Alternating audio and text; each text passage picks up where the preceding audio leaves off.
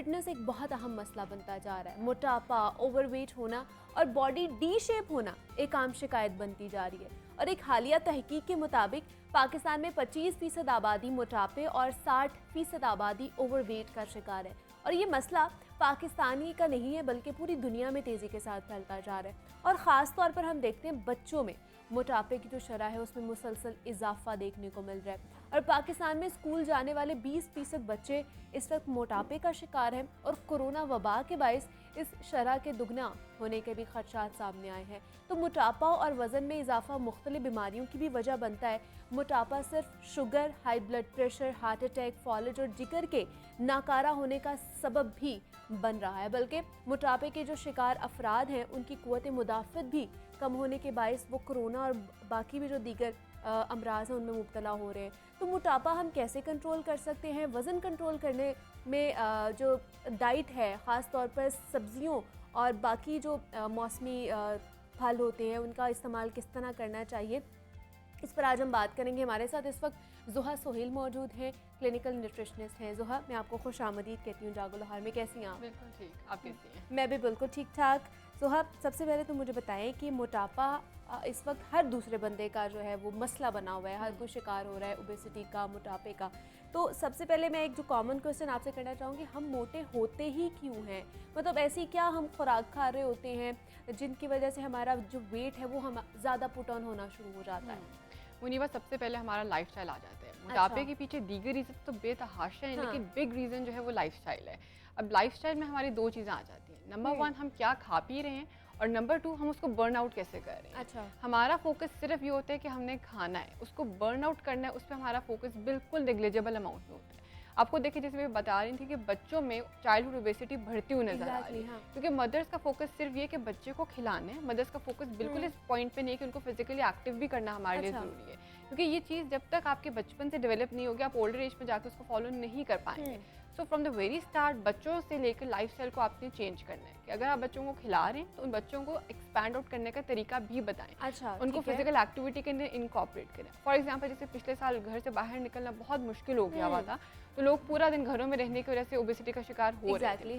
तो उसमें आप इनडोर जो फिजिकल एक्टिविटीज़ है उनको अपनी रूटीन में शामिल करें। बच्चे सिर्फ वीडियो गेम्स की तरफ रह गए हुए थे, आप उनको स्टेयर्स के ऊपर क्लाइंब करना बताएं कि आप हो गया था स्लीप, ईट और रिपीट हो गया हुआ था। बिल्कुल ऐसे ही हो गया हुआ था। और बच्चे और माएँ इस चीज़ को फॉलो कर रहे थे। माएँ बल्कि खुश थी कि बच्चे बाहर नहीं जा रहे और उनके रंग काले नहीं हो रहे इस वजह से। तो अब बच्चों को आप घर में बेशक फिजिकल एक्टिविटीज़ की आदत डालें, क्योंकि जब आप ये वाली आदत बचपन से डेवलप करेंगे तो हमारी एज में जाके या इससे बड़ी एज में जाके ये आदतें जो है आपकी फिर पक जाती हैं, आप यानी कि उनको फर्म तरीके से फॉलो कर पाते हैं। तो सबसे पहले आपकी जहाँ कंजम्पशन है आपने वहाँ फिजिकली एक्टिव भी होना है। इसके अलावा बहुत से लोग फिजिकली एक्टिव होते हैं, लेकिन फिजिकल एक्टिविटी को वो समझते हैं कि पूरा दिन अगर हम चल फिर रहे हैं, घर के काम कर रहे हैं, तो वो हमारा जो बर्निंग है वो अच्छी हो रही है, जबकि ऐसा नहीं होता। आपकी जो फिजिकल एक्टिविटी है वो आपकी बॉडी को स्पेशल एक ऑर्डर देना है कि इस टाइम पे आपने फिजिकल एक्टिविटी करनी है, जिससे आपका बॉडी आपके फैट्स को बर्न आउट करे।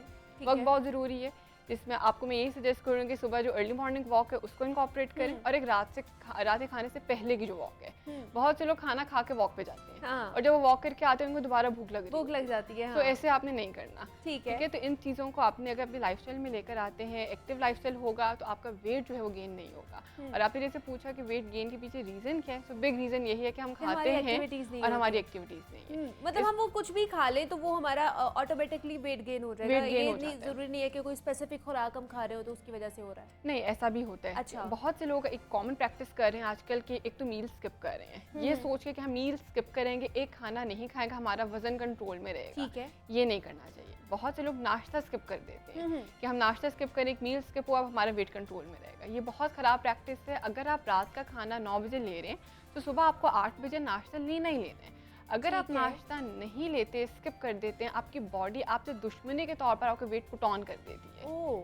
ठीक है, तो अब आपने मील स्किपिंग नहीं करनी, सबसे पहला आपने ये काम करना है। इसके अलावा बहुत से लोग टाइम खराब कर लेते हैं। मेरे बहुत से पेशेंट्स आते हैं, मैं उनसे पूछता हूँ हम खाना खा रहे हैं, आप नाश्ता ले रहे हैं? जी बिल्कुल ले रहे हैं। जब आप टाइम पूछते हो, टाइम क्या होता है, 12 बजे ले रहे हैं या 2 बजे ले रहे हैं, सो नाश्ते का टाइम क्या है कि जैसा मैंने बताया कि रात के डिनर के बाद आपने सुबह 8 से 9 बजे नाश्ता ले लेना है। 12 घंटे से ज़्यादा आपने वक्फा नहीं देना डिनर में और ब्रेकफास्ट में। ठीक है। तो बहुत से लोग ज़्यादा देते हैं, जैसे 12-1 बजे का वक्त है उसको वो नाश्ता ही डिक्लेयर कर रहे होते हैं। तो टाइम्स को आपने फॉलो करना है। अच्छा, अगर टाइमिंग बहुत मैटर करती है। अगर आप टाइमिंग फॉलो नहीं करते हैं तो आपका वजन तब भी बढ़ता है, क्योंकि बॉडी को एक सिग्नल आता है कि हमें खाना नहीं मिलेगा, तो हम अपने स्टोर्स इस्तेमाल करें। और जब बॉडी अपना स्टोर इस्तेमाल करती है तो उसके साइड इफेक्ट में ये कि वो वेट पुट ऑन करती है। सो मील स्किपिंग और टाइम को फॉलो करना भी इम्पॉर्टेंट है। अब जैसे आपने कहा कि हम लोग अगर मील स्किप कर दें और खाना जो भी खाएं तो वजन जो है वो बढ़ेगा, ऐसा नहीं होता। आपकी टाइप ऑफ डाइट इंपॉर्टेंट है। ठीक है। अगर आप ब्रांड वाली चीज़ें खा रहे हैं और अगर आप रिफाइंड चीज़ें खा रहे हैं तो आप उसमें क्लियर फ़र्क देखेंगे। जो लोग आपके पास आएंगे ब्रांड प्रोडक्ट्स कंजम्पशन वाले, उनका वजन एक रेगुलर रेंजेस में होगा, ठीक होगा। जबकि वो लोग जो रिफाइंड के ऊपर हैं, मैदे वाली चीज़ों के ऊपर हैं, ऐसे आटे के ऊपर है कि जिसमें से सारा उसका चोकर निकाल दिया गया होता है, उनका वजन बहुत ज़्यादा होता है उन लोगों के निस्बत जो ब्रांड कंज्यूम कर रहे होते हैं। तो टाइप, क्वालिटी बहुत ज़रूरी है, बहुत मैटर करती है। बहुत मैटर करती है। और लास्ट पे पोर्शन साइज आ जाता है। पोर्शन साइज आ जाता है। दूसरा जोहा, लोग कहते हैं कि डाइट कंट्रोल करना ना बहुत ज़्यादा मुश्किल होता है, हमारी खुशियों का कातिल होता है कि हम लोगों ने अपनी डाइट कंट्रोल करनी होती है। ना हम कुछ मीठा खा सकते हैं, आइसक्रीम्स वगैरह, बाकी भी हमारे लवाजमात हैं, बिरयानी, निहारियाँ, वो भी नहीं खा सकते। तो फिर ऐसा कोई तरीका है कि हम लोग डाइट भी कंट्रोल कर लें और हम लोग बाकी चीज़ों को इंजॉय भी कर लें खाते हुए? उसमें यही है कि क्रेविंग्स का मामला आ जाता है ना, कि हमें ये डर होता है कि अब हमारी ये सब चीज़ें बंद हो जाएंगी और हम बिल्कुल नहीं खाएंगे और क्रेविंग ज़्यादा बढ़ जाती है। जैसे लास्ट में मैंने कहा पोर्शन साइज आ जाता है। तो पोर्शन साइज अगर आप कंट्रोल कर लेते हैं ना, आपकी क्रेविंग्स भी पूरी हो जाएंगी और आपको कोई नेगेटिव इम्पैक्ट भी नहीं आएगा। अब पिछले दिनों में एक फैमिली गैदरिंग में थी, तो वहाँ पर एक मेरे से पूछ रहे थे आके कि मैं मीठा बहुत ज़्यादा खाता हूँ, लेकिन मुझे कोई मसला नहीं है, सिर्फ ओबेसिटी है, लेकिन मुझे डायबिटीज़ नहीं हुई, मुझे अभी हाइपर कोलेस्ट्रॉलीमिया नहीं हो, तो मैं क्या करूँ?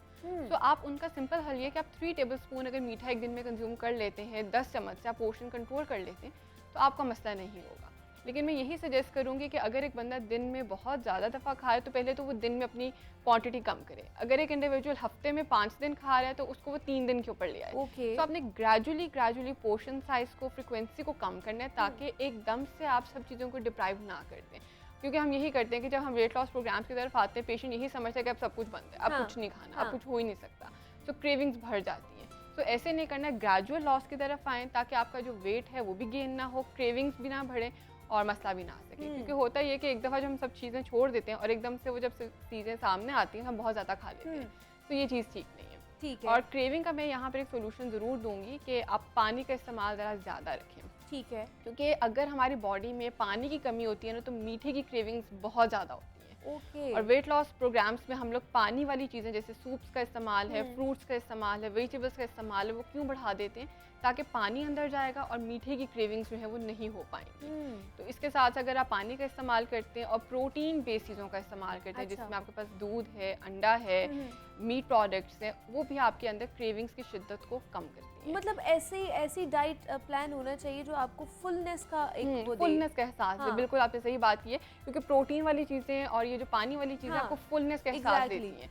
आपकी बॉडी की रिक्वायरमेंट्स भी पूरी हो रही होती हैं और आप ओवर कंजम्पशन भी नहीं कर रहे होते। मैं पेशेंट्स को वेट लॉस प्रोग्राम में ज़रूर सजेस्ट करती हूँ कि आपने पानी के सही इस्तेमाल करना है। अच्छा, ठीक है। अगर आप दोपहर के खाने से हाफ एन आवर बिफोर पानी लेते हैं और डिनर से भी हाफ एन आवर बिफोर पानी लेते हैं, तो आपका वेट बहुत अच्छे तरीके से कंट्रोल हो जाएगा। क्योंकि पानी क्या करता है, आपको एक फुलनेस दे देता है।